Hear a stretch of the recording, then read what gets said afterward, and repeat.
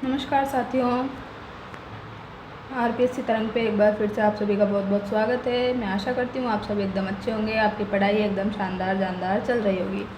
तो अपनी भी मनोविज्ञान की क्लासेज चल रही थी, लेकिन क्या है, समय नहीं मिल पाने के कारण थोड़ी सी क्लासेज ये आपकी डिले हो गई हैं, तो इसके लिए मैं आपसे क्षमा चाहूँगी। और अब ये क्लासेज आपकी डेली आएगी, ठीक है। करंट की क्लास भी आएगी और मनोविज्ञान की क्लासेस भी आएगी, ताकि आपका टाइम से सिलेबस हो जाए और आप इसके लिए परेशान नहीं हो, ठीक है। तो आज का अपना जो है क्लास नंबर होने वाली है 4, ठीक है। टॉपिक रहेगा अपना एरिक एरिक्सन का सिद्धांत और लेव वाइगोत्स्की का जो सामाजिक सिद्धांत है, इसके बारे में हम चर्चा करेंगे। और जो भी पीवाई के क्वेश्चन हैं वो सारे यहाँ पे कवर करेंगे, ठीक है। तो हमें पढ़ना है यहाँ पे सामाजिक विकास। क्या पढ़ना है? सामाजिक विकास। अपने सिलेबस में जो दिया था आपको पता ही होगा, एक तो फिजिकल डेवलपमेंट दिया जो कि हमने कर ही लिया पिछली क्लास में। अब हमें पढ़ना है सोशल डेवलपमेंट के बारे में, ठीक है। सोशल डेवलपमेंट पढ़ना है अपने को, कॉग्निटिव भी पढ़ना है, ठीक है, इमोशनल पढ़ना है। इस तरह से अपने सारे जो विकास है वो सब पढ़ने हैं। बेसिक जो विकास की बात है और फिजिकल जो डेवलपमेंट है, इसकी बात हमने लास्ट क्लास में कर ली है। आज की क्लास में हम करने वाले हैं सोशल डेवलपमेंट, सामाजिक विकास, ठीक है। तो सामाजिक विकास के लिए जो है एरिक एरिक्सन ने और जो लेव वाइगोत्स्की है, एरिक एरिक्सन और लेव जो वाइगोत्स्की है, इन दोनों ने मिलकर क्या दिया था, एक सिद्धांत दिए थे सामाजिक विकास से रिलेटेड, ठीक है। तो सबसे पहले हम जो है एरिक एरिक्सन वाला सिद्धांत पढ़ेंगे, उसके बाद में हम लेव वाइगोत्स्की का भी देखेंगे। देन हम सारे जो है पीवाईक्यू इस क्लास में करेंगे, ठीक है। तो चैप्टर नंबर जो आपका 2 है ये थोड़ा सा बड़ा है, तो इसके बाद में 2 क्लासेज और लगेंगे अपने को, उसमें अपना ये पूरा कंप्लीट हो जाएगा, ठीक है। तो चलिए अब चलते हैं। Erik Erikson. तो ये जो एरिक एरिक्सन है, ये आपको यहाँ पे इनकी फ़ोटो दिख रही है, आप चाहें तो देख सकते हैं, ठीक है। तो एरिक एरिक्सन जो है, इनका मनोसामाजिक सिद्धांत है। क्या है भाई, इनका कौन सा सिद्धांत है, ये बिल्कुल याद होना चाहिए। एक तो इससे भी डायरेक्ट पूछ लेता है, ऑप्शन में देखे कि इनने कौन सा सिद्धांत दिया था, तो आपको सामाजिक तो याद रहेगा। अब आपको जो है मनोवर्ड भी आगे याद रखना है कि मनोसामाजिक सिद्धांत है इनका। इंग्लिश में याद रख सकते हैं, इंग्लिश में आसानी होगी आपको। Psycho social theory. क्या है भाई, साइको सोशल थ्योरी है इनकी, किसकी, एरिक एरिक्सन की, ठीक है। तो इनका जो ये मनोसामाजिक सिद्धांत है, इसने क्या किया, अहम के अनुकूली कार्य और अहम शक्ति के विकास पर ध्यान दिया। अब अहम का मतलब आप सभी को पता है क्या होता है भाई, इंग्लिश में ईगो होता है, और ईगो वर्ड से आप सभी परिचित होंगे कि ईगो वर्ड का मतलब क्या है, ठीक है। तो इसको ज़्यादा एक्सप्लेन करने में यहाँ पे अपन समय बर्बाद नहीं करेंगे, आगे चलते हैं, ठीक है। तो एरिक एरिक्सन जो है, एरिक एरिक्सन ने एक सिद्धांत दिया। क्या दिया कि व्यक्तित्व जो है, क्या है भाई, व्यक्तित्व जो है, इंसान की पर्सनैलिटी जो है, ये क्या है, विकास में 8 चरण थे। व्यक्तित्व विकास में 8 चरण है इसमें, जो पदानुक्रमित थे और उन्हें क्रम दिया गया। क्या दिया भाई, इनको क्रम दिया। और एरिक एच एरिक्सन ने क्या किया, आइडेंटिटी क्राइसिस। आइडेंटिटी क्राइसिस मतलब जो आपका परिचय है, परिचय अभाव और पहचान का संकट, ये शब्द भी इन्होंने ही दिया है। तो ये भी पूछ सकता है कि भाई आइडेंटिटी क्राइसिस जो है, परिचय अभाव और परिचय का संकट जो शब्द है, ये किसने दिया था, तो आप बता देना है, एरिक एच एरिक्सन ने दिया है, ठीक है। इनके विकास के सिद्धांत में कितने चरण हैं, तो व्यक्तित्व विकास के सिद्धांत में इनके 8 चरण हैं, ये आपको ध्यान में होना चाहिए, ठीक है। अब हम इनके जो स्टेज हैं, इनसे सवाल आता है, ये देखते हैं कि मनोसामाजिक सिद्धांत जो है, इनके चरण हैं। Stage of psycho social development. तो एरिक एरिक्सन ने क्या किया है यहाँ पे भाई, एरिक एरिक्सन की जो 8 चरणों की श्रृंखला है, उसमें मानव व्यक्तित्व विकास, जो मानव का व्यक्तित्व का विकास है, पर्सनैलिटी का डेवलपमेंट है, इसको यहाँ पे इन्होंने कवर किया है, जो जन्म के समय से होता है और व्यक्ति के संपूर्ण जीवन में होता रहता है। तो विकास जो है ये जन्म से शुरू होता है और जो सारे जो जीवन है, संपूर्ण जीवन तक ये चलता है, ये आपको पता ही है, ठीक है, ये रुकता नहीं है, ठीक है। अब इनकी 8 स्टेज हैं, ये आपको याद होनी चाहिए। तो इनकी जो 8 स्टेज है, उसमें सबसे पहले नंबर पे कौन सी आती है, तो सबसे पहले नंबर पे आती है अपने ट्रस्ट वर्सेज मिसट्रस्ट। अब किसी को आप पे क्या होगा, तो यहाँ पे देखिए, ये जो है ऊपर, ये भी देखिए, यहाँ तो स्टेज का नंबर दिया है, ठीक है। तो ये आपको क्या है, नंबर वाइज भी याद होनी चाहिए। कभी कभी वो पूछ लेता है कि दूसरे नंबर की कौन सी थी, चौथे नंबर की कौन सी थी, 8वें नंबर की कौन सी थी, तो ऐसे वो पूछ सकता है। तो आपको ये क्रम वाइज याद हो तो ज़्यादा बेटर है। ठीक है, और अगर डायरेक्ट भी याद होंगी तो भी आप थोड़ा बहुत काम चला लेंगे। तो अभी हम इसकी याद भी करेंगे, ठीक है। तो जो साइको सोशल क्राइसिस है, मनोसामाजिक जो संकट है, ये यहाँ पे लिखे हुए हैं, ठीक है। बेसिक वर्च्यू जो है भाई, इनका मूल गुण क्या है, ये यहाँ पे लिखा हुआ है। और उम्र कितनी है भाई, इसकी संकट की जो उम्र है वो कितनी है, एज कौन सी है, तो ये सब चीज़ें हम उनको देखनी है। अब पहली जो है इनकी ट्रस्ट वर्सेज मिसट्रस्ट है। ट्रस्ट रहेगा, कोई आप पे विश्वास करेगा, तो कोई ऐसे भी व्यक्ति हैं जो आप पे अविश्वास करेंगे, विश्वास नहीं करेंगे, तो दोनों चलते हैं। कोई आप पे भरोसा करता है, कोई आप पे भरोसा नहीं करता है। तो सबसे पहली बात इन्होंने यही बोली है कि भाई विश्वास बनाम अविश्वास, ठीक है। इसका मूल गुण क्या है, इसका मूल गुण है आशा, ठीक है, आशा है।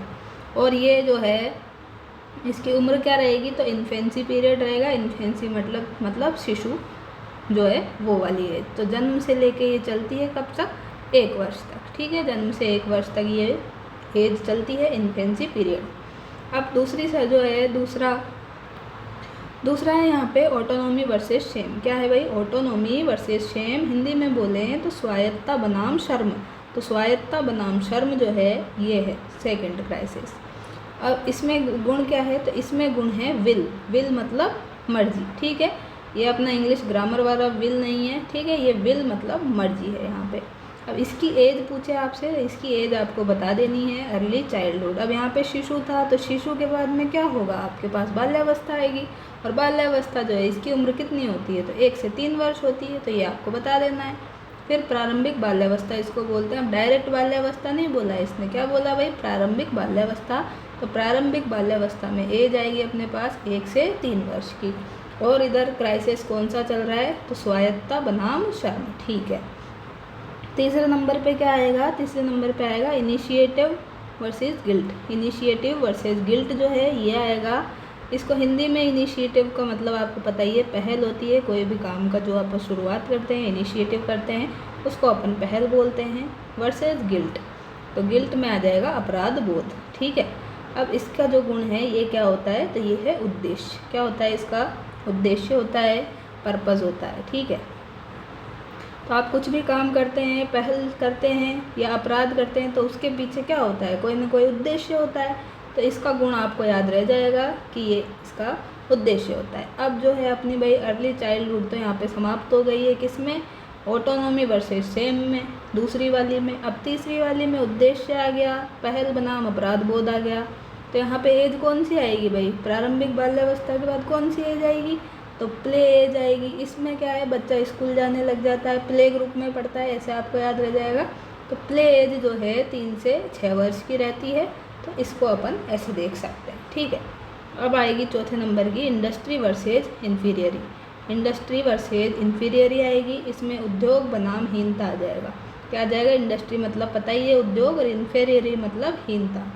क्या हो जाएगा, आप में हीनता की भावना आ जाएगी यहाँ पे, इंडस्ट्री वर्सेज इन्फीरियरी हो गया। और इसमें क्या होगा, इसका गुण होगा आपकी क्षमता। तो इसकी आपकी जो क्षमता है उसके बारे में यहाँ पे बात की जाएगी, ठीक है। अब जो है इसमें अब प्ले ग्रुप में तो पढ़ लिया, उसके बाद में जो है उसको आगे की क्लासों में भेजते हैं बच्चों को, ऐसे ध्यान में रखते जाओ।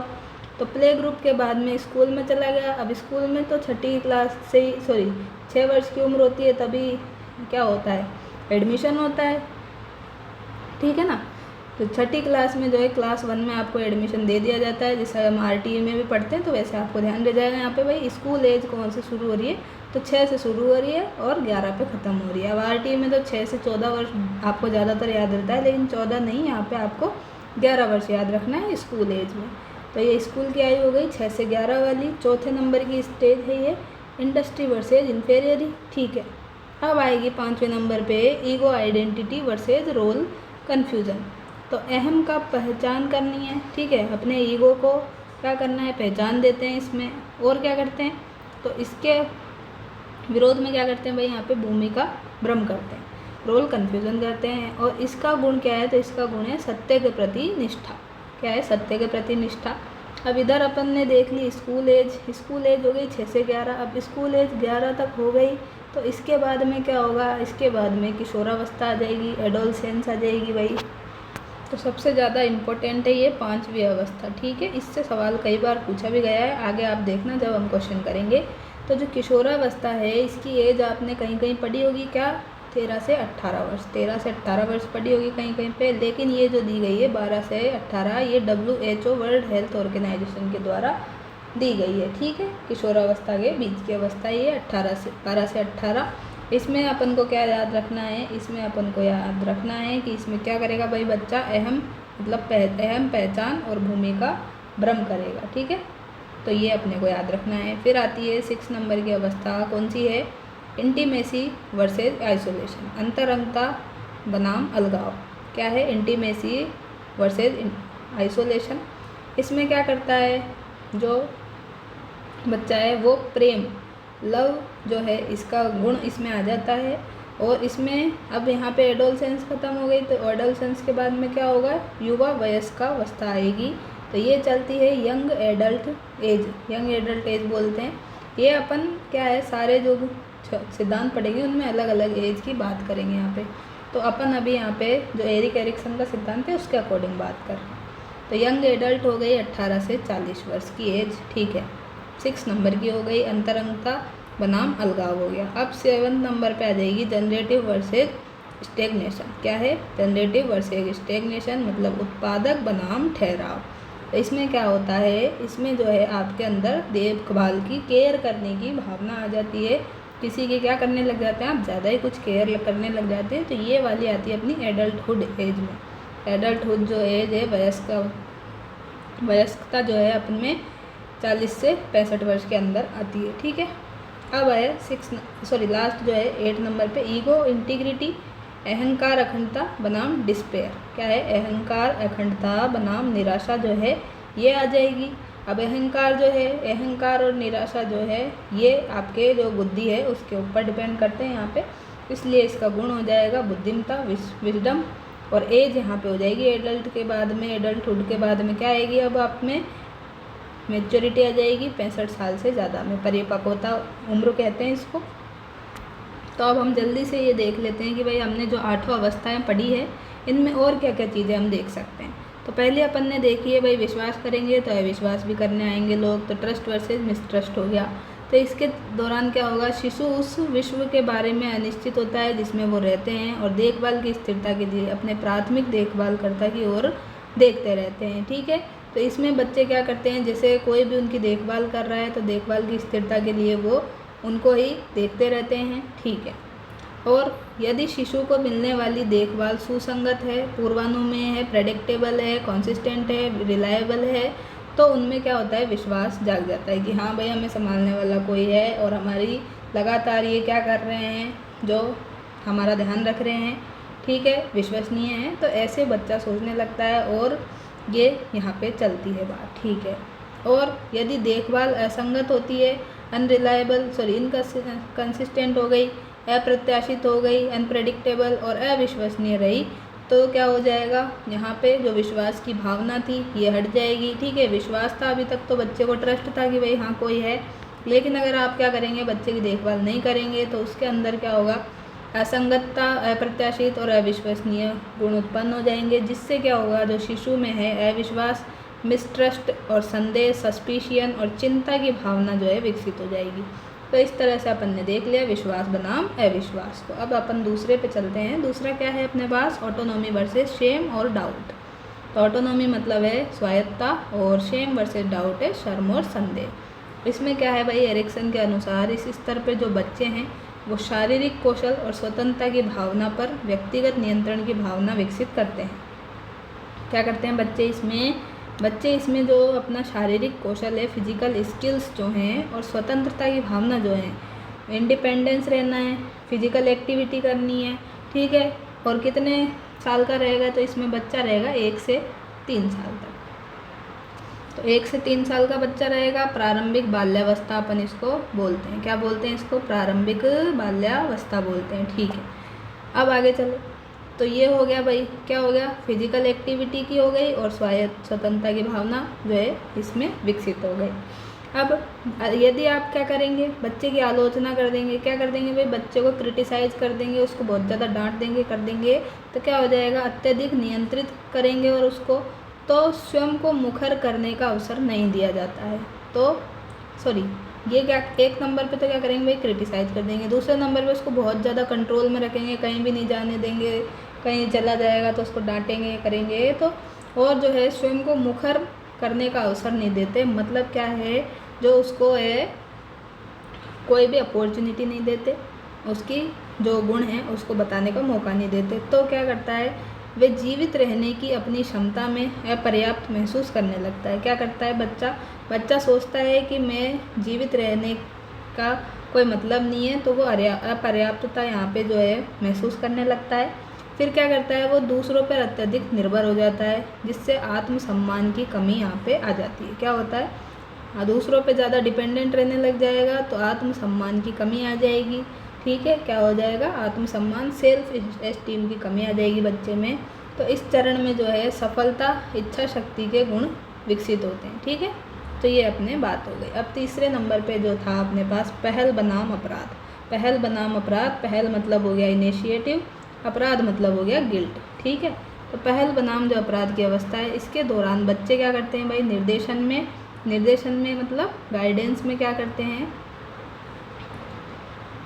बच्चे, निर्देशन, खेल और अन्य सामाजिक अंतःक्रियाओं के माध्यम से खुद को अधिक बार मुखर करते हैं। क्या करते हैं, खुद को अधिक बार मुखर करते हैं। ठीक है,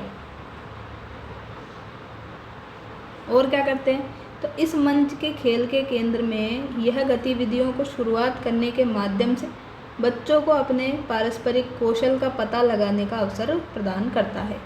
ठीक है, इस मंच के अनुसार क्या होता है, खेल के केंद्र में और जो एक्टिविटीज़ है उनको शुरू करने के माध्यम से बच्चा क्या करता है, पारस्परिक कौशल मतलब इंटरपर्सनल जो है स्किल्स जो है, एक साथ क्या है, एक दूसरे के साथ में जो स्किल्स है वो सीखता है, उसके अवसर प्रदान करता है ये। ठीक है, कौन सा, इनिशिएटिव वाला। अब जो बच्चे हैं वो गतिविधियों की योजना बनाएंगे, खेलना शुरू करेंगे इसमें, और जो दूसरे बच्चे हैं उनके साथ में एक्टिविटी शुरू करेंगे। यदि यह अवसर उनको दिया जाता है तो बच्चे में क्या होगा भाई, पहल की भावना विकसित हो जाएगी, और दूसरों का नेतृत्व करने की भी होगी भावना विकसित, और निर्णय लेने की भी उनमें क्षमता डेवलप हो जाएगी। तो इससे क्या होगा, इनिशिएटिव जो है, पहल की भावना यहाँ पे डेवलप हो गई है, दूसरों का नेतृत्व करने लग गए हैं, निर्णय लेने की भावना भी थोड़ी सी यहाँ पे उनके अंदर आ गई है। अब अगर आप क्या करेंगे, इसके विपरीत बच्चों को वापस से क्रिटिसाइज़ करेंगे, ज़्यादा कंट्रोल रखेंगे, तो वो बच्चे क्या करते हैं, जो अपनी इस प्रवृत्ति को है, इनिशिएटिव की प्रवृत्ति जो है उसको क्या करते हैं, दबा लेते हैं, और जो है बच्चे फिर यहाँ पे अपराध करने लग जाते हैं। तो अपराध की भावना यहाँ पे उनमें डेवलप हो जाती है। तो इसकी एज कौन सी थी, ये थी प्ले एज। और प्ले एज में क्या कर रहे थे भाई, अपन स्कूल में बच्चे भेज रहे थे लेकिन पढ़ाई नहीं हो रही थी, तो 3 से 6 साल तक के बच्चों को भेज रहे थे। ठीक है, तो पहल बनाम अपराध हो गया अपना। तो अब आ जाती है अपने पास में उद्यमिता बनाम हीन भावना। क्या आ जाती है, उद्यमिता बनाम हीन भावना, इंडस्ट्री वर्सेज इन्फेरियरी। इसकी एज आपको बताई दी, 6 वर्ष से शुरू होएगी और 12 वर्ष तक चलेगी। ठीक है, 6 से 12 आ जाए या 6 से 11 में भी आप देख सकते हैं, जो भी ऑप्शन में रहे वो देख लेना। ये जो है आपकी RBSC की बुक है, और ये है क्लास 11th वाली साइकोलॉजी की बुक, इसलिए अब हम इससे पढ़ रहे हैं। ठीक है, अगर आपको ये एज वाला थोड़ा कन्फ्यूज़न भी रहे तो हम इसको क्लेम कर सकते हैं, इसलिए अपन इस PDF से अब पढ़ रहे हैं, क्योंकि अलग अलग चीज़ों पे, अलग अलग जगहों पे अलग अलग चीज़ें दी गई हैं, तो हम क्या है ऑथेंटिक सोर्स से ही पढ़ते हैं अब। ठीक है, तो इसलिए मैंने थोड़ा सा यहाँ पे चेंज कर दिया है। ठीक है, तो इससे आपको, मुझे उम्मीद है कोई दिक्कत नहीं होगी, फ़ायदा ही होगा। तो 6 वर्ष से शुरू होकर 12 वर्ष तक होती है ये कौन सी एज, 4th वाली स्टेज, उद्यमिता बनाम हीन भावना। बालक क्या करते हैं, इसमें अपनी जो एनर्जी है उसको स्वयं सुधार करने और वस्तुओं और व्यक्तियों को विजय करने में लगाते हैं। बालक के अंदर जो भी एनर्जी होती है, 6 से 11 साल के बच्चे में जो भी एनर्जी होती है, वो क्या करते हैं, खुद को सुधारने में, और जो वस्तु और व्यक्ति हैं उनको जीतने में क्या करते हैं, लगाते हैं। जैसे कोई खेल हो गया तो बच्चा सोचेगा कि मुझे ये गेम जीतना ही है, अगर वो हार जाता है तो वो परेशान हो जाता है, यहाँ पे उसमें हीन भावना आ जाती है कि मैं ये गेम क्यों नहीं जीत पाया। तो इस तरह से जो है बच्चे किसी भी गेम को या किसी वस्तु को जीतने में क्या करते हैं, अपना पूरा जी जान लगा देते हैं इस एज में, 4th स्टेज में, उद्यमिता बनाम हीन भावना में। और बालक जो है क्या करता है यहाँ पे, स्वयं में सुधार भी करते हैं और ज्ञान और कार्यों के वृहद संसार में प्रवेश चाहता है।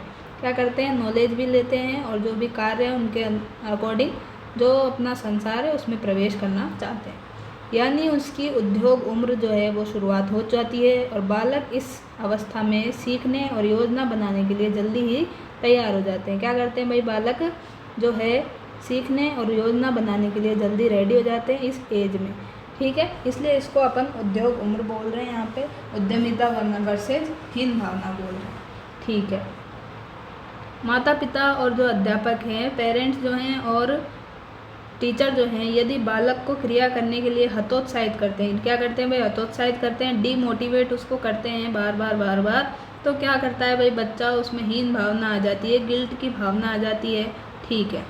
और अगर आप दूसरी तरफ क्या करते हैं, बालक में उद्यमिता विकसित करते हैं, इंडस्ट्रियल जो सोच है उसमें विकसित करते हैं, तो वो क्या करता है, संसार में अपने आप को समायोजित कर लेता है, एडजस्ट कर लेता है संसार में जिसमें अपन रह रहे हैं परिवेश में, उसमें अपने आप को समायोजित एडजस्ट कर लेता है।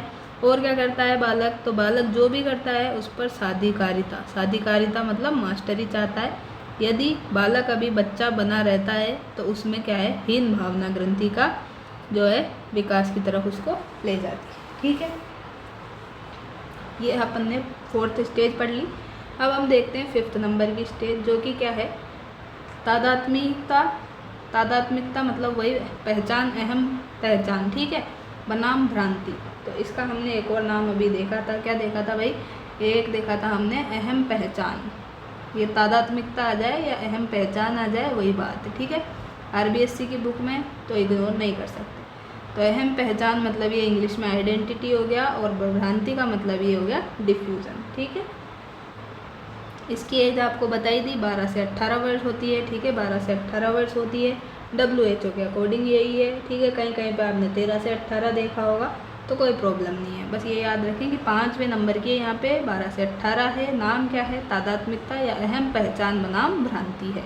अब तादात्मिकता की संरचना जो है बाल्यावस्था से लगातार सफल अहम वही ईगो, ठीक है, आत्म संश्लेषण और बार बार संश्लेषण द्वारा होती है। क्या होता है भाई, इसमें जो अहम है, ईगो है, ये कैसे डेवलप होता है, तो ये बार बार जो है ईगो के बारे में संश्लेषण करते हैं, बार बार इसके द्वारा ये उत्पन्न होती है, ठीक है।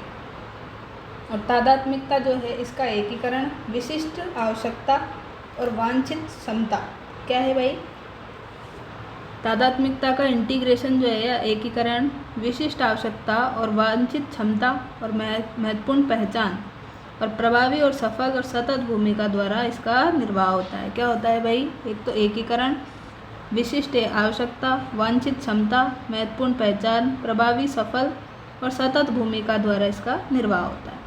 और विश्वास, आत्मनिर्भरता, पहल करना, उद्यमिता, ये सब मिलकर क्या करते हैं, तो ये बालक की तादात्मिकता बनाने में योगदान करते हैं। क्या करते हैं, एक तो विश्वास हो गया, ट्रस्ट हो गया, आत्मनिर्भरता हो गई, ठीक है, सेल्फ इंडिपेंडेंस और पहल करना, इनिशिएटिव करना, ये तीनों, और ये उद्यमिता जो इंडस्ट्री वाला है जो हमने पहले अभी पढ़े हैं, ये सारे मिलकर क्या करते हैं भाई, बच्चे को तादात्मिकता बनाने में सहयोग करते हैं। क्या करते हैं, अपनी आइडेंटिटी जो है वो बनाने में ये सहयोग करते हैं।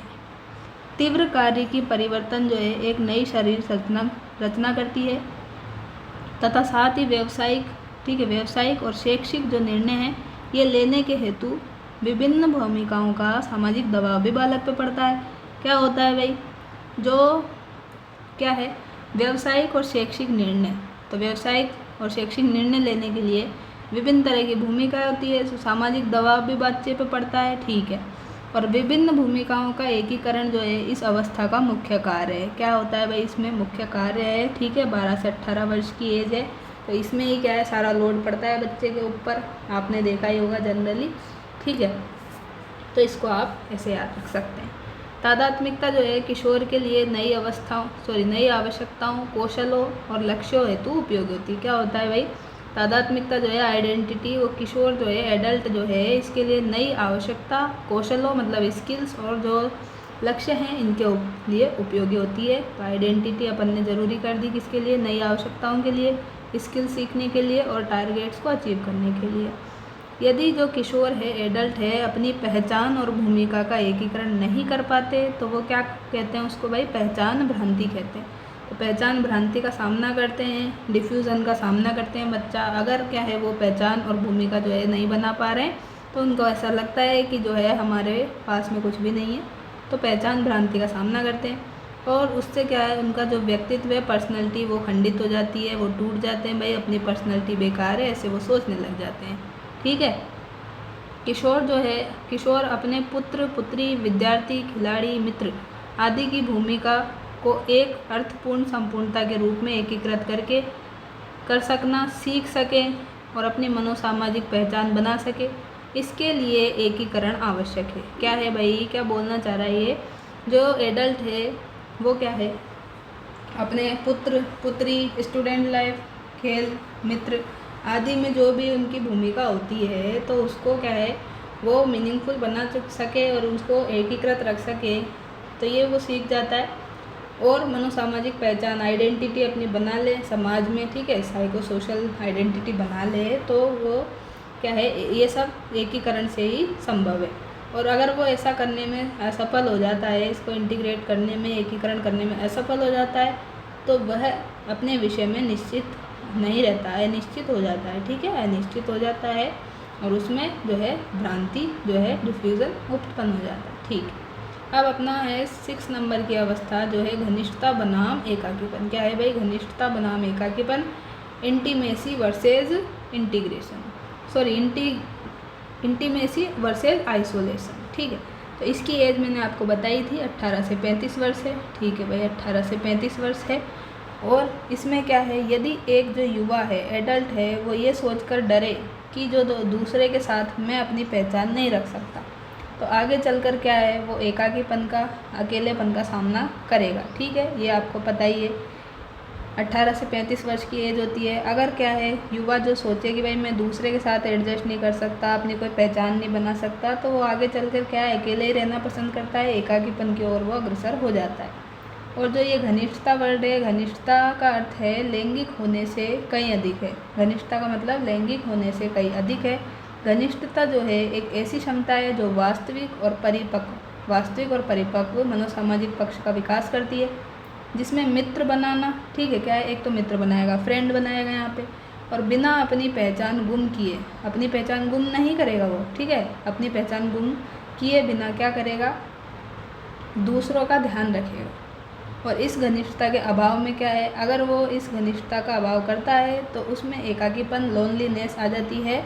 और जो घनिष्ठता का मुख्य आधार है ये प्रेम है। ठीक है, तो ये अपन ने देखा ही था, मुख्य गुण क्या है, तो प्रेम है इसका। कौन सी अवस्था का, 6 नंबर की अवस्था का। अवस्था का नाम क्या है, घनिष्ठता वर्सेज एकाकीपन। ठीक है, इंटीमेसी वर्सेज आइसोलेशन है। एज पूछे तो 18 से 35 वर्ष बताना है।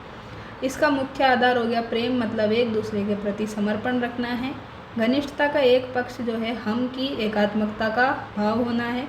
एकाकीपन के केस में जो है औपचारिक फॉर्मल हो गया, उदासीन न्यूट्रल और खोखले हो जाते हैं। क्या होते हैं भाई, अकेले रहने वाले लोग जो हैं ज़्यादा ही कुछ फॉर्मल हो जाते हैं, उदासीन रहने लगते हैं, कोई इंटरेस्ट नहीं रहता किसी में भी, तो ये सब चीज़ देखने को मिलती है। ठीक है, तो ये अपनी 6 नंबर की एज भी यहाँ पे कंप्लीट हुई, जिसमें अपन ने घनिष्ठता वर्सेज एकाकीपन को देखा। एज देखी अपन ने यहाँ पे 18 से 35 वर्ष। मूल गुण क्या है, प्रेम है, हम की भावना का विकास होता है घनिष्ठता में।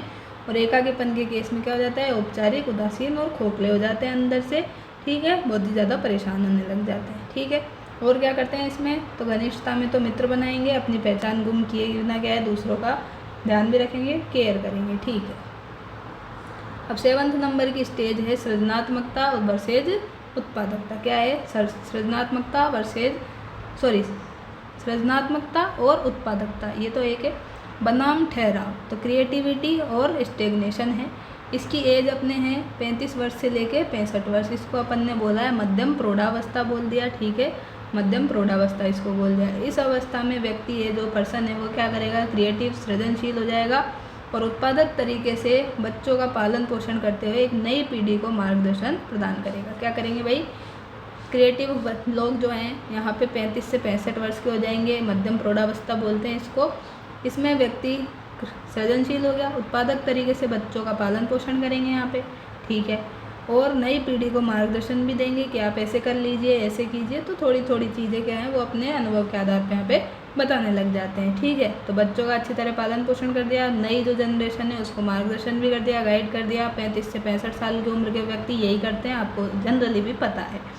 तो इसमें क्या है, वह समाज और अपने बच्चों के भविष्य दोनों के विषय में सोचता है। भाई समाज के बारे में भी सोचता है थोड़ा बहुत, और अपने बच्चे के भविष्य के बारे में तो ज़्यादा ही सोचते हैं, ठीक है। पेरेंट्स तो बहुत ज़्यादा ही सोचते हैं आजकल, पहले भी सोचते थे, अब तो और ज़्यादा सोचने लग गए हैं, ठीक है। तो अपने बच्चों के भविष्य और समाज के बारे में दोनों विषय में सोचते हैं। यदि किसी व्यक्ति में उत्पादकता और जो सृजनात्मकता है इसके भाव का अभाव हो, भाई इनकी कमी हो जाए, किसकी, प्रोडक्टिविटी की और क्रिएटिविटी की, तो क्या है, वो व्यक्ति निष्क्रिय हो जाता है, ठीक है, निष्क्रिय हो जाएगा और उसको रुग्ण मानसिकता से ग्रस्त हो जाएगा। भाई वो परेशान होने लग जाएगा, दिमाग में ही वो पागल होता रहेगा, ठीक है। तो रुग्ण मानसिकता से ग्रस्त हो जाएगा, मेंटली डिस्टर्ब हो जाएगा, निष्क्रिय हो जाएगा, कोई वो एक्टिव नहीं रहेगा, पैसिव काम करने लग जाएगा, ठीक है। उत्पादकता के साथ साथ मूल भाव देखने का जो है, उत्पादकता के साथ साथ मूल भाव देखभाल करने का है। क्या है भाई, उत्पादकता तो करनी ही है, उसके साथ साथ क्या करनी है, देखभाल भी करनी है, केयर भी करनी है, जिसका अर्थ है व्यक्ति आने वाली पीढ़ी के प्रति अपना उत्तरदायित्व समझते हैं। क्या है भाई, यहाँ पे देखभाल का मतलब व्यक्ति जो है आने वाली पीढ़ी के प्रति अपना उत्तरदायित्व समझते हैं। तो अगर आपसे इसका मूल गुण पूछे जाए तो मूल गुण आप क्या बता देंगे, देखभाल बता देंगे, ठीक है, देखभाल बताना है। एज पूछेंगे आपसे 7th की, तो ये बतानी है 35 से 65 वर्ष। इसमें क्या रहेंगे, सृजनशील रहेंगे और उत्पादकता, ये इसका नाम है, सृजनशील, उत्पादकता, और यहाँ पे कुछ भी नहीं करेंगे तो ठहराव हो जाएगा, निष्क्रिय हो जाएंगे, इतना ही याद रखना है, ठीक है। अब अपन लास्ट स्टेज पे चलते हैं। क्या है लास्ट स्टेज, लास्ट है संपूर्णता बनाम हताशा। क्या है, संपूर्णता बनाम हताशा है। Integrity versus despair. क्या है, इंटीग्रिटी वर्सेस कैप्सपेयर है, संपूर्णता बनाम हताशा है। यह अवस्था जो है पश्च प्रौढ़ावस्था है। अभी तो अपन ने प्रौढ़ावस्था देखी थी, कौन सी देखी थी भाई, प्रौढ़ावस्था मध्यम वाली देखी थी। इसकी एज थी 35 से 65 वर्ष। यहाँ आ गई 65 पश्च प्रौढ़ावस्था, तो 65 वर्ष से ज़्यादा वाले एज के यहाँ पे आ जाएंगे। इसमें लास्ट स्टेज में संपूर्णता बनाम हताशा में।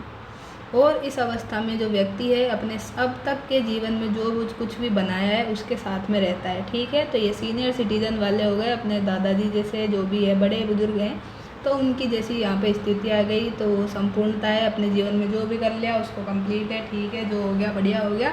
तो जो भी अपने जीवन में कुछ भी बनाया है, जो भी पाया है, उन्होंने नाम पाया है, जो भी है, तो उसके साथ में वो रहना पसंद करते हैं। आदर्शतः व्यक्ति संपूर्णता को प्राप्त कर लेता है, ठीक है। और संपूर्णता में जीवन की सीमाओं की स्वीकार्यता जो है और अपने को पूर्व पीढ़ियों का एक अंश रूप में मानते हैं। विभिन्न अवस्थाओं की बुद्धिमत्ता का भाव आ जाता है और सभी पूर्व जो अवस्थाएं हैं उनका अंतिम संपूर्णता में सम्मिलित होती है, ठीक है। इसके विपरीत के भाव में क्या होता है, व्यक्ति को हताशा होती है। क्या होता है, हताशा होती है। एक तो ये कि अपने जो भी काम किया भाई सब बढ़िया कर लिया, सब अच्छा ही हुआ। एक जो है अपने दादा दादी ऐसे सोचते रहते हैं कि हमने अपने ज़माने में ये किया था, ये अच्छा नहीं किया था, बुरा किया था। कोई सोचता है हमने बढ़िया काम किया था, कोई सोचता है बेकार किया था। तो दोनों तरह की बात चलती है। कोई खुश होता है कि हमने बढ़िया किया था तो संपूर्णता हो गई, बेकार वाले सोचते रहते हैं, हताश होते रहते हैं कि हमने इतने दुख पाए थे, ये हुआ था, वो हुआ था, तो हताश होते रहते हैं। तो ये सिर्फ एग्जाम्पल है और जनरली ऐसा होता भी है, तो ठीक है, इससे आपको याद करने में भी आसानी होगी। तो पूर्व अवस्थाओं की अंतिम संपूर्णता होती है, इसमें बुद्धिमत्ता का भाव होता है, ये तो देख ही लिया। इसके विपरीत जो हम देख रहे थे, तो विपरीत में आ जाएगा भाई व्यक्ति को हताशा हो जाएगी। हताशा हो जाएगी जिससे उसमें क्या होगा, किए हुए और न किए हुए का पछतावा होगा। वो सोचने लग जाएंगे कि भाई हमने ये काम किए और ये काम नहीं किए, तो दोनों का पछतावा करने लग जाएंगे, ठीक है। ये कर लेते तो ये बढ़िया रहता, ये हम क्यों नहीं कर पाए, ये बस यही सोचते रहते हैं और परेशान होते रहते हैं। उनको कितना भी समझा लो, उनको चीज़ें वही चलती रहती है दिमाग में, ठीक है। तो ये पछतावा करते रहते हैं, मृत्यु की तरफ जाने का भय रहता है, ठीक है। ज़्यादा परेशान रहते हैं, तबीयत खराब होती है, तो क्या है, बस यही बोलते रहते हैं कि क्या है भाई, अब तो अपनी मृत्यु आ जाए, भगवान उठा ले अपन को, तो यही बोलते रहते हैं।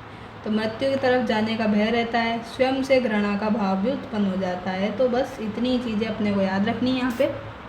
तो चलिए इसी बात पे आपको एक बार रिकॉल करा दिया जाता है कि हमने क्या क्या पढ़ा है, फटाफट से देख लेते हैं एरिक्सन के बारे में। तो एरिक्सन में क्या देखा अपन ने, 8 स्टेज होती है, ठीक है, 8 चरण होते हैं। पहली बात तो ये, पहले में क्या देखा अपन ने, वही trust versus mistrust, trust versus mistrust है, ठीक है, ये हो गया ट्रस्ट वर्सेज मिसट्रस्ट। आयु कितनी देखी थी, एज देखी थी 0 से 1 साल, ठीक है, 0 से 1 साल देखी थी। दूसरे नंबर पे क्या देखा था, दूसरे नंबर पे अपन ने देखा था स्वतंत्रता वर्सेज संदेह, सॉरी हाँ ठीक है, स्वतंत्रता लिख दो या स्वायत्तता लिख दो, एक ही बात है, स्वतंत्रता या स्वायत्तता लिख देंगे, एक ही बात है। वर्सेज क्या था, वर्सेज गिल्ट था, ठीक है। इसकी एज क्या थी, 1 से 3 साल थी, 1 से 3 साल हो गई। बच्चा अपना जो कार्य है वो स्वयं करने की कोशिश करता है इसमें, ठीक है, ये हमने देख ही लिया था। अब क्या होगा, बच्चे में पहल वर्सेज क्या आ जाएगा, अपराध, ये गिल्ट यहाँ नहीं आएगा, सॉरी, तो यहाँ पे आएगा शर्म या फिर संदेह, डाउट करने लग जाएगा ना खुद पे, तो ये वाला आएगा, ठीक है। फिर आया था पहल वर्सेज अपराध, तो पहल वर्सेज अपराध की एज थी अपने पास में क्या थी, तो ये थी 3 से 6 वर्ष, ठीक। फिर था फोर्थ स्टेज कौन सी थी, तो ये थी परिश्रम वर्सेज हीनता, परिश्रम वर्सेज हीनता देख लो, या उद्यमिता वर्सेज हीनता देख लो, एक ही बात। इसकी अपन ने बात की थी, इसमें क्या था, 7 से नहीं थी, 6 से थी 13 वर्ष की जनरली। फिर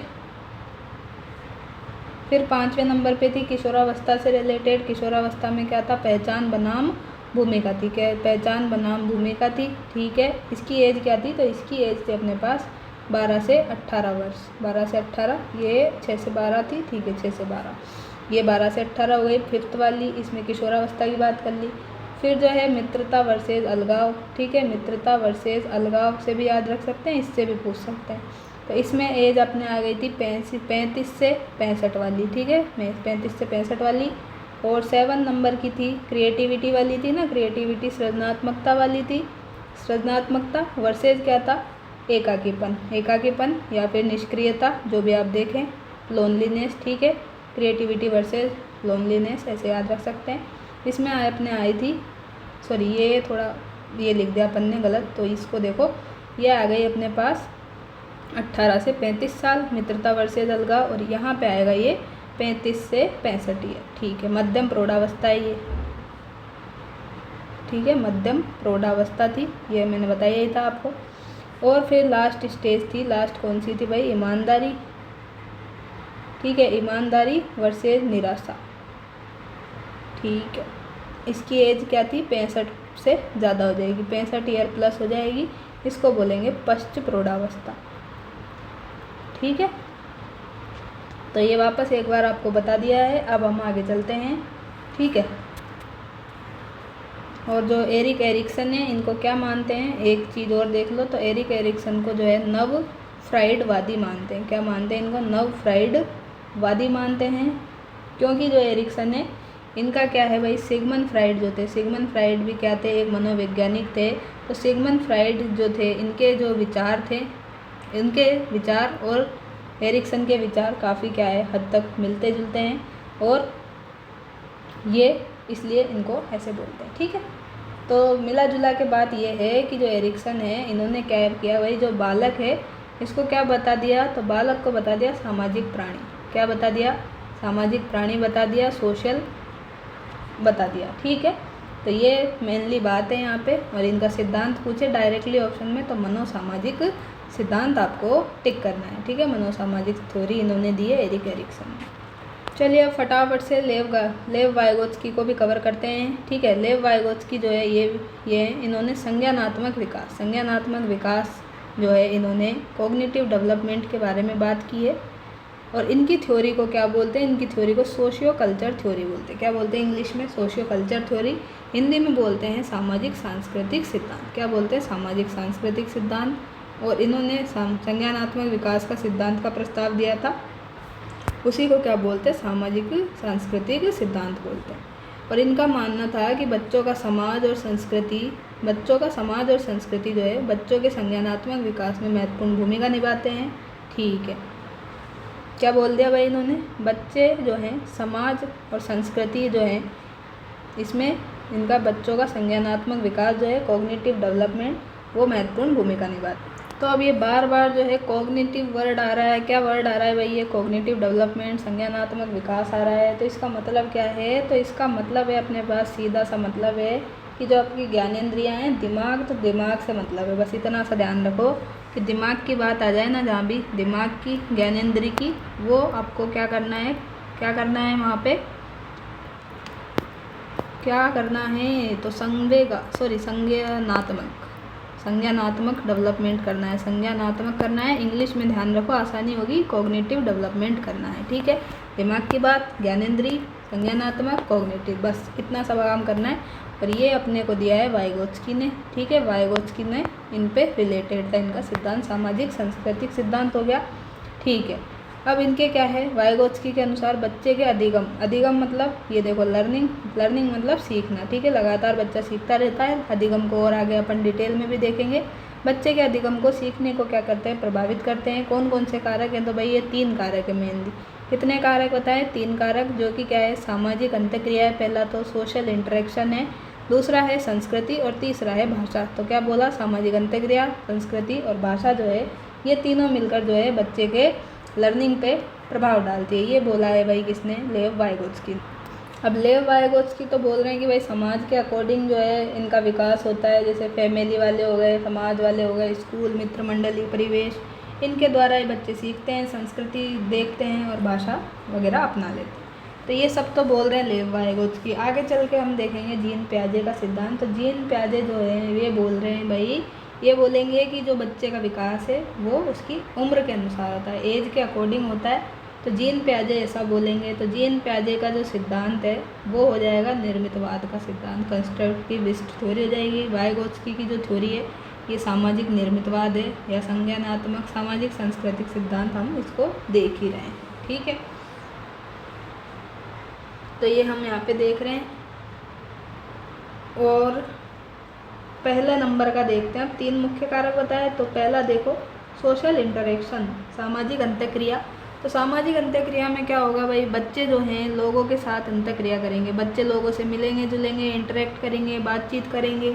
तो अब लोगों में क्या क्या आ गए, लोगों में आ गए उनके सहकर्मी जो है, सहकर्मी ग्रुप, पीयर ग्रुप्स जो हैं वो आ गए, ठीक है। और जो है फैमिली मेम्बर्स आ गए। इसके अलावा स्कूल में जो और लोग मिलते हैं वो आ गए यहाँ पे, उनके फ्रेंड्स आ गए, ठीक है।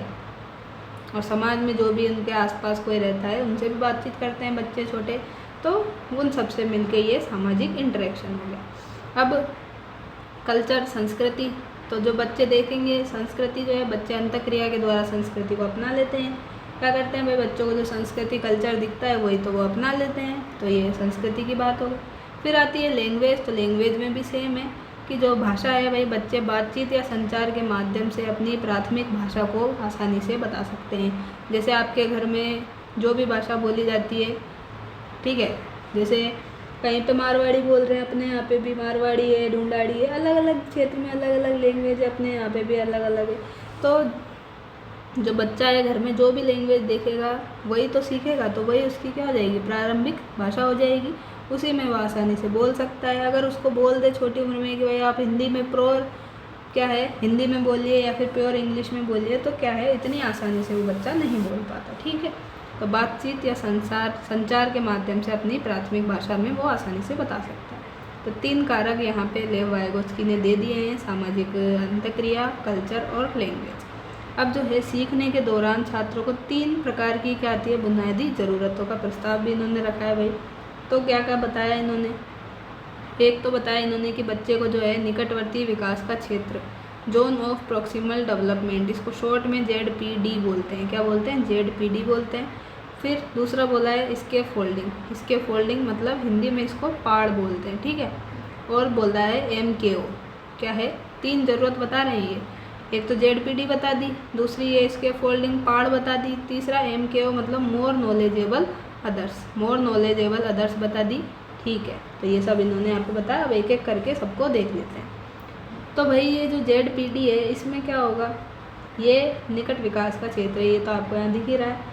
अब इसमें क्या होगा, मानसिक कार्यों पर आधारित है। आपके जो मेंटल जो एक्टिविटी है इस पे ये बेस्ड है, ठीक है। इसमें क्या होता है, जो वास्तविक विकास है, वास्तविक विकास और जो संभावित विकास है, इसके अंतर के बीच का क्षेत्र जो है इसको क्या कहते हैं हम, ZPD कहते हैं। तो यहाँ पे देखो क्या लिखा है, एक व्यक्ति के वास्तविक विकास, क्या है भाई, एक व्यक्ति का वास्तविक विकास करा दो, और वास्तविक विकास के स्तर के बीच की ये क्या है, खाई है, ठीक है, और जो स्वतंत्र समस्या हल करने के द्वारा निर्धारित की जाती है।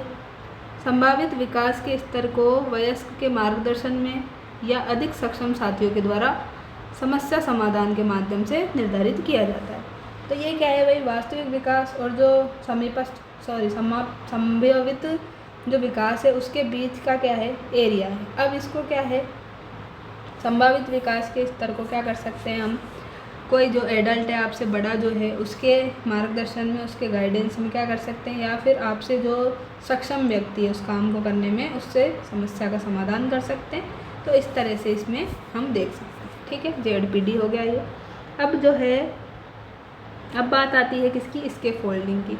तो इसके फोल्डिंग क्या है, तो ये है पाड़। इसमें क्या है, वाइगोत्स्की द्वारा दिया गया ये शब्द है पाड़, जिसमें उन्होंने बताया कि जो शिक्षक, परिवार, दोस्त जो हैं, ये बच्चों को उनके अधिगम में अस्थायी मदद करेंगे। इसमें क्या होता है, जब क्या है बच्चे को ज़रूरत पड़ेगी, इसमें बच्चे को जब ज़रूरत पड़ेगी तो शिक्षक, परिवार, दोस्त जो हैं उनकी मदद कर सकते हैं। तो अस्थायी मदद इसमें की जाती है इसके फोल्डिंग। अब बात आती है MKO। MKO क्या है भाई, MKO में आ जाएगा मोर नॉलेजेबल अदर्स, आपसे ज़्यादा जो लोग जानते हैं, दूसरों से अधिक जानकार अन्य। तो वाइगोत्स्की ने बोला है दूसरों से अधिक जानकार अन्य जो है MKO को किसी ऐसे व्यक्ति के रूप में परिभाषित किया जा सकता है जिनके पास क्या है, सीखने वाले की तुलना में खासकर किसी विशिष्ट कार्य, स्पेशल कार्य, अवधारणा या प्रक्रिया के संबंध में बेहतर समझ या उच्च क्षमता स्तर है, ठीक है। MKO जो है इसमें भी शिक्षक आ जाएंगे, माता पिता, अनुशिक्षक, यहाँ तक कि कोई साथी भी हो सकते हैं, ठीक है। चलिए तो अब आ जाते हैं अपने PY के क्वेश्चन पे, बिना समय व्यर्थ करे हुए, क्योंकि समय तो किसी के पास है नहीं, ना आपके पास ना मेरे पास। तो ठीक है, तो जल्दी से कंप्लीट करते हैं सामाजिक विकास के PY की। विकास की मनोसामाजिक अवस्था जो है, दृष्टिकोण प्रतिपादित किसने किया है भाई, तो मनोसामाजिक जो सिद्धांत है यही तो अभी अभी पढ़ के आए हैं, साइको सोशल स्टेज। तो बांडुरा तो नहीं है, ठीक है भाई, बांडुरा का तो अलग सिद्धांत आएगा, कौन सा आएगा बता दो।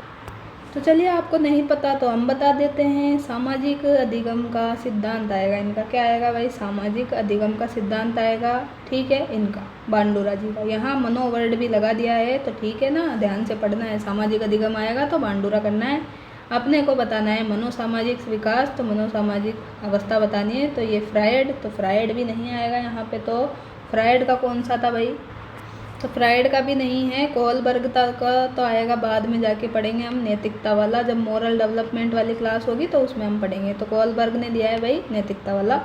अपने को बताना है एरिक्सन ही पढ़ा है अभी अपन ने, याद भी रहेगा। एरिक्सन हो गया, Erik Erikson, 4th option right है। फर्स्ट ग्रेड 16 में पूछा, फर्स्ट ग्रेड 22 में पूछा, ठीक है। क्या लिखा हुआ है फटाफट देखो। एरिक एरिक्सन जो है नव फ्रायडवादी मनोवैज्ञानिक माने जाते हैं, बताया ही आपको। क्या है भाई, नव फ्रायडवादी मनोवैज्ञानिक माने जाते हैं। इन्होंने जो ईगो वर्ड है, ईगो, ठीक है, ईगो पे बहुत बल दिया है, अहम पे बल दिया है। ईगो अभिवृत्तियों और कौशलों को सीखने में सहायक है। ये है जो है फ्रायड के सिद्धांतों से काफ़ी हद तक क्या करते हैं, मिलते जुलते हैं। इसलिए लेकिन जो है इन्होंने फ्रायड की तरह कामुकता जो है इसको इम्पोर्टेंस नहीं मानी, इसलिए ये थोड़ा सा अलग चले गए, ठीक है। उन्होंने क्या है, सिगमंड फ्रायड ने कामुकता जो है इसको इम्पोर्टेंट माना था, एरिक एरिक्सन ने ऐसी कोई बात नहीं की है, तो ये यहाँ पे थोड़ा सा चेंज हो गए। बाकी सब चीज़ें जो हैं फ्रायड की तरह यहाँ पे मिलती जुलती है। इनके सिद्धांत में व्यक्तिगत, पर्सनल, सामवेगिक, इमोशनल, सांस्कृतिक, कल्चरल और सामाजिक विकास जो है इसका समन्वय किया गया है, ठीक है। ये सब हमने देख ही लिया है, जो अभी हमने पूरा सिद्धांत पढ़ा है ना, उसमें यही तो सारी चीज़ें पढ़ी थी। बच्चा जो है इमोशनल भी है, सामाजिक विकास का भी वो है, सारा कुछ हमने देख ही लिया। अतः इसे क्या है, मनोसामाजिक सिद्धांत, साइको सोशल थ्योरी कहते हैं। इस सिद्धांत को मंचीय सिद्धांत भी कहते हैं। क्या बोलते हैं इसको, मंचीय सिद्धांत, स्टेज थ्योरी भी इसको बोलते हैं। साइको सोशल के अलावा मंचीय सिद्धांत पूछे तो भी आपको एरिक एरिक्सन ही बताना है। इस सिद्धांत को कुछ मनोवैज्ञानिकों ने जीवन अवधि विकास का सिद्धांत भी बोला। 3 नाम हो गए, देखिए मनोसामाजिक तो हो ही गया, ठीक है, एक तो हो गया मनोसामाजिक, दूसरा हो गया भाई स्टेज पे हो गया, तीसरा हो गया जीवन अवधि का विकास सिद्धांत, तो 3 यहाँ पे हो गए। और एरिक्सन ने जो है अपनी प्रसिद्ध कृति जो है भाई बुक है इनकी बचपन एवं समाज, चाइल्डहुड एंड सोसाइटी जो है 1963 में स्पष्ट किया कि मनुष्य क्या है, केवल जैविक और मानसिक प्राणी नहीं है, ये एक सामाजिक प्राणी भी है। तो इनकी बुक का नाम भी ज़रूर ध्यान रखना है, क्या नाम है, चाइल्डहुड एंड सोसाइटी, हिंदी में क्या है, बचपन और समाज, 1963 में ये प्रकाशित हुई है। अब आइए सेकंड क्वेश्चन पे। तो सेकंड क्वेश्चन क्या है भाई, एरिक एरिक्सन के सिद्धांत के अनुसार ईगो सहायक है। तो ईगो किसमें सहायक है, अभिवृत्ति और कौशलों को सीखने में, बुद्धिमत्ता की प्राप्ति में, द्वंद्व की प्राप्ति में, या दृश्य स्पष्टता की प्राप्ति में। तो ईगो किसमें सहायक है, ये देखो अभी पढ़ा है, ईगो किसमें सहायक है, ध्यान से सुन रहे हैं तो सब पता चल जाएगा। यहाँ देखो ईगो पे बहुत बल दिया, ईगो है जो अभिव्यक्ति और कौशलों को सीखने में सहायक है। तो यही पूछ लिया इसने भाई कि ईगो किस में सहायक है, तो अभिव्यक्ति और कौशल ये रहा फर्स्ट ऑप्शन में। तो इस तरह से बिल्कुल राइट कर सकते थे, ठीक है। अब एरिक्सन के सिद्धांत में कितनी अवस्था है, बिल्कुल ही लड्डू क्वेश्चन हो गया ये, 8 अवस्था हो गई। अभी तो पूरा पढ़ के आए तो इसको तो गलत कर ही नहीं सकते, ठीक है। जन्म से मृत्यु तक आयु समूह के लिए एरिक्सन ने 8 अवस्था दी है। पहली हमने देख ही ली, ट्रस्ट वर्सेज मिसट्रस्ट, 0 से 1 साल, शैशव काल, इन्फेंसी पीरियड। दूसरी हमने देखी थी ऑटोनॉमी वर्सेज शेम और डाउट, स्वायत्ता बनाम लज्जा या शक, 1 से 3 साल की, ठीक है। प्ले एज थी ना, ठीक है, 1 से 3 साल। फिर आई थी पहल बनाम दोष, इनिशिएटिव वर्सेज गिल्ट, इसमें 3 से 5 साल की देखी थी, 3 से 5 साल देखी। पूर्व स्कूल काल, प्री स्कूल एज हो गई। फिर परिश्रम बनाम हीनता में आ गए इंडस्ट्री वर्सेज इंफेरियरी, इसमें आ गए थे अपन स्कूल में डाल दिया था 6 से 12 वर्ष की, WHO के अकॉर्डिंग यही है। और WHO के अकॉर्डिंग तो ये वाली थी किशोरावस्था की, ये भी सही है पर ठीक है, 6 से 12 याद रखना है, कहीं कहीं पे 6 से 11 भी आ जाए, ऑप्शन के अकॉर्डिंग देख लेना। ये RBSC बुक में वैसे यही है, तो यही ध्यान रखें, ज़्यादा बेटर है। परिश्रम वर्सेज हीनता हो गई, स्कूल काल हो गया, ठीक है। 6 साल के बच्चे को एक पहली क्लास में क्या है एडमिशन मिलता है, तो ऐसे आप ध्यान रख सकते हैं, 6 से शुरू हो रही है, 12 पे ख़त्म हो रही है। फिर बात करते हैं पहचान बनाम संभ्रांति, आइडेंटिटी वर्सेज कन्फ्यूज़न, तो ये हो जाएगा 12 से 18 वर्ष। कितनी हो जाएगी भाई इसकी, 12 से 18 वर्ष हो जाएगी। किसकी भाई, तो ये हो जाएगी पहचान बनाम संभ्रांति, आइडेंटिटी वर्सेज कन्फ्यूज़न। आइडेंटिटी कौन बनाना चाहता है, जो एडल्ट है आजकल के युवा हैं, वो चाहते हैं कि हम जल्दी से सक्सेस हो जाए, तो वैसे आप याद रख सकते हैं कि किशोरावस्था आएगी इसमें, 12 से 18 वर्ष, आइडेंटिटी वर्सेज कन्फ्यूज़न, ठीक है। घनिष्ठता वर्सेज अलगाव, इंटीमेसी वर्सेज आइसोलेशन, इसकी एज है 18 से 35 वर्ष, 18 से 35 को पूर्व प्रौढ़ावस्था, अर्ली एडल्टहुड बोल रहे हैं हम। फिर आ गई है क्या आ गई है, जनरेटिविटी वर्सेज स्थिरता, क्या आ गया, जनरेटिविटी वर्सेज स्थिरता आ गया। इसमें क्या है 35 से 65 वर्ष हो गया, मध्य प्रौढ़ावस्था हो गई। अभी तो क्या देखी थी अपन ने, पूर्व प्रौढ़ावस्था देखी, अब ये आ गई है 7th एज में मध्य प्रौढ़ावस्था, 35 से 65 वर्ष। और संपूर्णता वर्सेज निराशा, मतलब इंटीग्रिटी वर्सेज डिस्पेयर, ये हो गई 65 से मृत्यु तक। उत्तर प्रौढ़ावस्था, वृद्धावस्था, ओल्ड एज, जो भी आप इसको कहना चाहें कह सकते हैं। अब ये करिए, सुमेलित कीजिए फटाफट से कर दीजिए। तो किशोरावस्था में क्या देखा था, कौन सी एज थी भाई, किशोरावस्था तो मैंने बताया ही था, 5वें नंबर की थी, 5th नंबर की स्टेज थी, पूरा बताया, ये तो आएगा ही एग्ज़ाम में। तो 5th पे क्या बताया था, जल्दी बताइए, पहचान बनाम संभ्रांति बताया था कि नहीं बताया था, जी हाँ बिल्कुल बताया था। तो ये रहा देखो, किशोरावस्था में पहचान बनाम संभ्रांति, आइडेंटिटी बनाने की कोशिश करते हैं एडल्ट, तो ये एक ऑप्शन पकड़ में आ गया।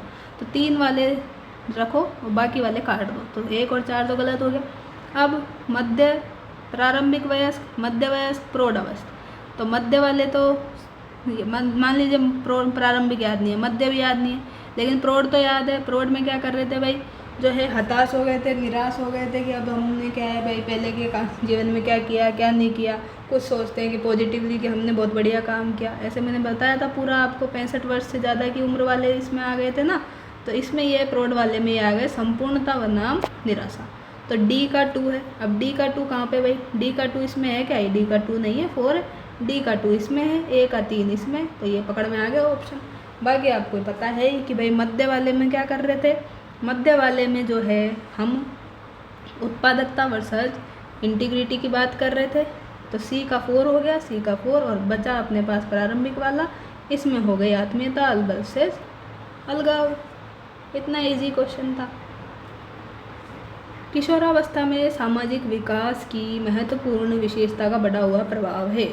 क्या है भाई? किशोरावस्था में सामाजिक विकास में जो महत्वपूर्ण विशेषता का बढ़ा हुआ प्रभाव है, ये क्या है? तो किशोरावस्था में बच्चे क्या करते हैं, फ्रेंड सर्किल में ज़्यादा रहते हैं, फ्रेंड्स के पास ही ज़्यादा रहते हैं, माता पिता अध्यापक भाई बहन किसी पे ज़्यादा ध्यान नहीं देते हैं, बस अपने दोस्तों के साथ घूमते रहते हैं। तो दोस्तों को यहाँ पे आ जाएगा ये पीयर ग्रुप। ठीक है, पीयर ग्रुप की बात करते हैं तो ये वाला सही है किशोरावस्था। कौन सा किशोरावस्था में सामाजिक विकास का एक लक्षण नहीं है? कौन सा नहीं है भाई किशोरावस्था में सोशल डेवलपमेंट का लक्षण? बताओ। अपने वह समूह का एक सक्रिय सदस्य, तो ये तो सही है। विपरीत लिंग के प्रति आकर्षण, ये भी सही है। मैत्री संबंधों में भारी कमी, तो कमी थोड़ी होती है, यहाँ पे तो बहुत अधिकता होती है, मित्रों के साथ ही घूमते रहते हैं, तो कमी नहीं होती, तो गलत हो गया, जो गलत हो गया वही आंसर हो गया। ठीक है।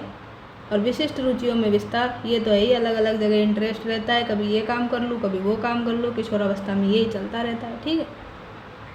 अब आ गया नेक्स्ट क्वेश्चन। वह वर्ष काल या अवधि जिसके दौरान लड़के और लड़कियां जो है शारीरिक मानसिक सामाजिक संवेगात्मक रूप से बाल्यावस्था से प्रौढ़ावस्था की ओर बढ़ते हैं। तो इसमें आपको क्या बताना है भाई कि वो वर्ष काल बताना है, वो एज बतानी है जिसमें जो लड़के लड़कियां हैं उनकी शारीरिक फिजिकल मेंटली और सोशल जो और इमोशनल जो है रूप से वो बाल्यावस्था से प्रौढ़ावस्था की ओर बढ़ते हैं।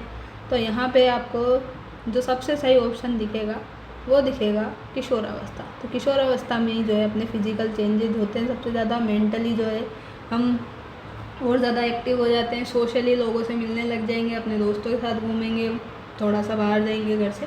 तो इस तरह से जो सारी चीज़ें हैं किशोरावस्था में देखी गई है। किशोरावस्था में सामाजिक विकास की विशेषता बताओ, तो सामाजिक विशेषता बता दी है। समूहों का निर्माण होता है, जी हाँ, ग्रुप्स में घूमते रहते हैं, टोली बना के घूमते हैं, टोली की अवस्था भी इसको बोलते हैं किशोरावस्था। सॉरी थोड़ा सा रॉन्ग हो गया यहाँ पे। किशोरावस्था में जो है टोली या समूह बना के नहीं घूमते, चाइल्डहुड में ये काम करते हैं। चाइल्डहुड में आएगा समूह या टोली वाला, थोड़ा सा प्लीज़ करेक्ट कर लेना। तो समूह या टोली की बात करें तो चाइल्डहुड में पूछेंगे, बाल्यावस्था में। और घनिष्ठ या सक्रिय मित्र बनाएंगे, तो मित्र भावना ये हो गई, घनिष्ठ मित्र बनाएंगे इसमें। ठीक है। और समूह जो है समूह यहाँ पे भी बनाएंगे, लेकिन ज़्यादा जो बात है चाइल्डहुड में की जाती है। ठीक है। और विद्रोह की भावना तो रहती है, बदले की भावना रहती है। अगर किसी ने आपके साथ कुछ बेकार हो गया तो आप यही सोचते रहते हैं किशोरावस्था में कि हम क्या है इसके बदला ज़रूर लें, तो विद्रोह की भावना आती है। तो चारों ही ऑप्शन यहाँ पे सही है। ठीक है, क्योंकि ये तो सही है, ये भी सही है, अब इसको गलत करेंगे तो वैसा ऑप्शन नहीं है, इसलिए ये आपको 4th ही लगाना पड़ेगा। नेक्स्ट क्वेश्चन है, कौन सी किशोरावस्था में सामाजिक विकास की विशेषता नहीं है? कौन सी किशोरावस्था में सामाजिक विकास की विशेषता नहीं है, ये बताना है। बढ़ा हुआ संघीय प्रभाव, तो ये तो है भाई संघीय प्रभाव, फ्रेंड्स के साथ घूमेंगे। विपरीत लिंग की ओर आकर्षण, ये भी सही है। अभिरुचि विस्तारण, इंटरेस्ट का डेवलपमेंट, ये भी सही है। सामाजिक क्रियाकलाप में कमी, तो कमी थोड़ी होगी यहाँ पे, तो डेवलपमेंट होगा, ज़्यादा इंटरेस्ट रेट रहेंगे। तो ये वाला गलत है, इसलिए ये वाला ही आंसर है। इसने पूछा था विशेषता नहीं है, तो जो नहीं है वही आंसर है।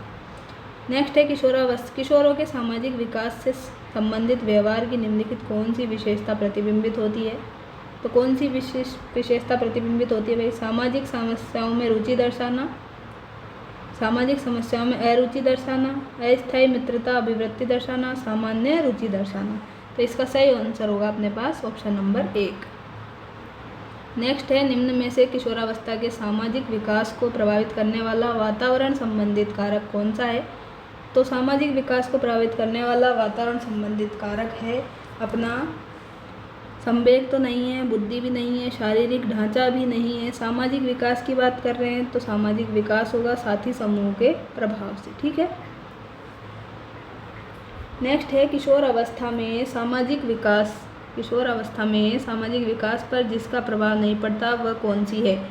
तो इंटरेस्ट का, आवश्यकता का, असुरक्षा का या अभिवृत्ति का? तो जिसका प्रभाव नहीं पड़ता वो बताओ।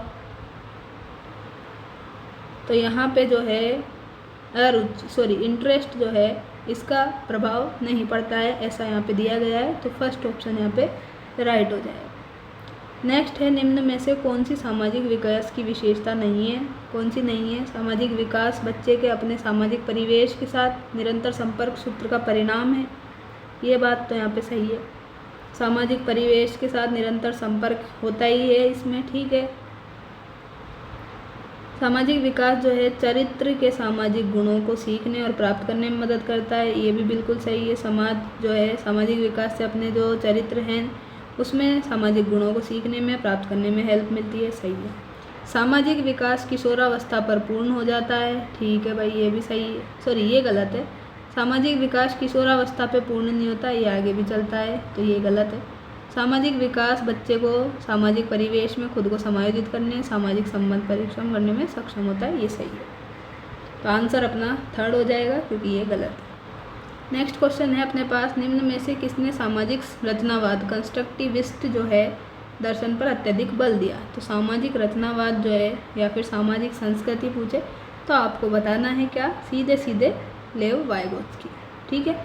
जीन पियाजे तो आएंगे अभी आगे, ठीक है, जीन पियाजे का अपन पढ़ेंगे, सामाजिक संस्कृति वाला। कोहलबर्ग का पढ़ेंगे, नैतिकता वाला। जॉन डीवी का भी आगे देखेंगे, ज़रूरत पड़ेगी तो, नहीं तो ये सिलेबस में है नहीं वैसे, ठीक है। तो लेव वाइगोत्स्की अपना सही है यहाँ पे। वाइगोत्स्की का सामाजिक और सांस्कृतिक विकास का सिद्धांत है, सोशल कल्चर डेवलपमेंट थ्योरी है। वाइगोत्स्की जो है रूसी वैज्ञानिक थे भाई, मनोवैज्ञानिक थे। इनका शोध मानवीय चेतना के विकास पे संबंधित था, इसकी संरचना से संबंधित था। वाइगोत्स्की ने संज्ञानात्मक मनोवैज्ञानिक उपागम पर बल दिया। संज्ञानात्मक विकास के परिप्रेक्ष्य में उन्होंने समाज के सूक्ष्म और व्यापक प्रभावों का अध्ययन किया है। वाइगोत्स्की कहते हैं कि जो बालक का जो संज्ञानात्मक विकास है वो समाज संस्कृति में संज्ञानात्मक विकास में समाज और संस्कृति का रोल रहता है। और हमने क्या देखा था, एक और चीज़ हमने देखी थी, जल्दी से बता दीजिए। और हमने यहाँ पे एक और देखा था भाषा, तो भाषा का भी रोल होता है, ठीक। इनका मानना है कि बच्चा कुछ भी सीखता है तो वह दूसरों की मदद लेकर सीखता है, तथा इन्होंने कहा कि बालक का सबसे ज़्यादा विकास जो है खेल के मैदान में होता है। इन्होंने मानव का सांस्कृतिक और जैव विकास का सिद्धांत भी दिया, ठीक है। क्या दिया भाई इन्होंने, सोशियो कल्चर डेवलपमेंट थ्योरी दी है, ठीक है।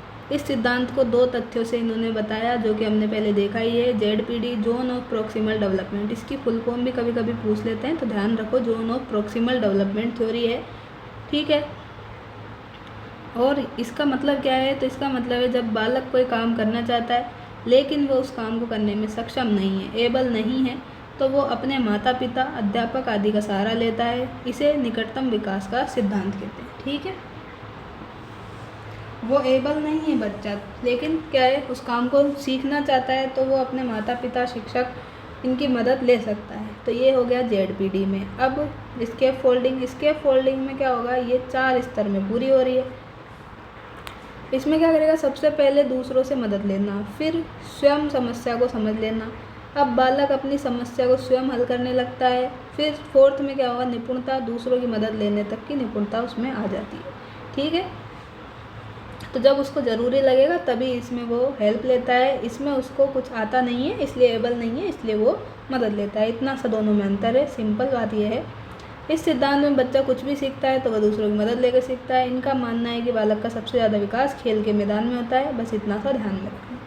अब ये डायरेक्ट ऐसे ही पूछता है, निकटस्थ विकास का क्षेत्र ZPD की अवधारणा किसने दी?